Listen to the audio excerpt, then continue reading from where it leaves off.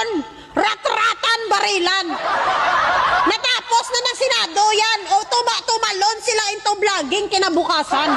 Lahat ng mga trisinguda sa hala, sige, vlog, live streaming. Hala, wala na silang ibang ginawa kundi mag-live streaming, explain, live streaming, podcast, press con, lahat na. After that, Yudipurta, rito na naman, oh. Dito na naman tayo sa iyakan. Iyakan na naman ang ating tema ngayon. Ginawa nyo yung Senado, acting workshop, Yudipuklong. Yan na lang ba ngayon yung kakayahan ng mga senador na to? Ito na lang ba yung mga senador natin ngayon? Nakakahiya kayo sa mga nagkalamatay ng mga senador noon. Kung nabubuhay lang sana si Miriam Defensor Santiago, nagkalabuyayaw na kabuta! Bakit patagal nagiging basura kayo, Senado? Bakit patagal basura na kayo?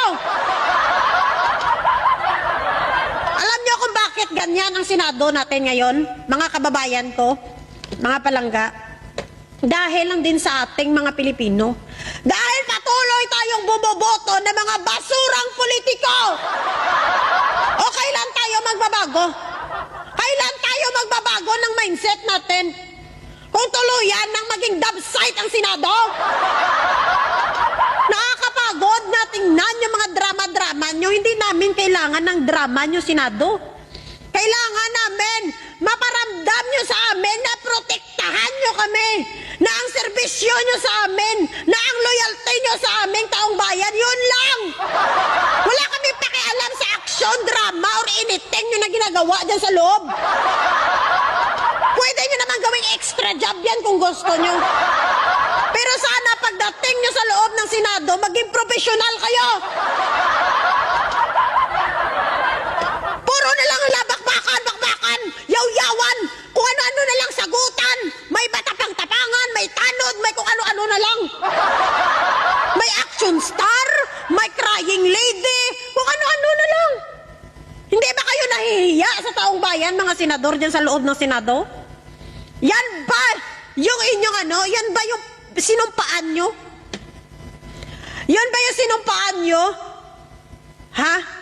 Mahiya naman sana kayo, bigyan nyo naman sana ng delikadisa yung mga sarili nyo. Halos lahat ng Pilipino nanonood sa inyo. Nakikita bawat galaw nyo, naririnig bawat salita nyo, nakikita yung mga yudiputang, ang mga tiyunggo. Sana bigyan nyo naman ng bigyan nyo ng integridad naman ang inyong dyan sa Senado. Nakakahiya kayo, promise nakakahiya na yung Senado. Kung ganito lang naman ng Senado ng Pilipinas na parang dumpsite na, bakit hindi na lang i-abolish yan? I-abolish na lang yan, wala namang kwenta. Yung Senado na dapat protektahan ng taong bayan, ang loyalty na sa taong bayan, ginagamit nyo ang Senado para sa sariling interes nyo, para taguan ng pugante, para linlangin ang taong bayan, para baliin yung bawat batas. Ganon ang ginagawa nyo.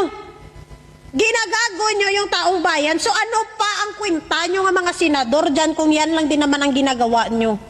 Diba? Kaya naman sana maging profesional kayo sa trabaho nyo.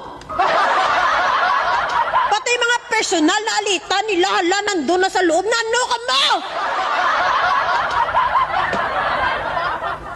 O ngayon mga kababayan ko, mga palangga, nakikita nyo na kung sino talaga yung mga senador na totoong nagmamahal sa atin. Yung totoong may malasakit sa bansang Pilipinas at totoong loyal sa taong bayan. O next election, iboboto nyo pa yung basura?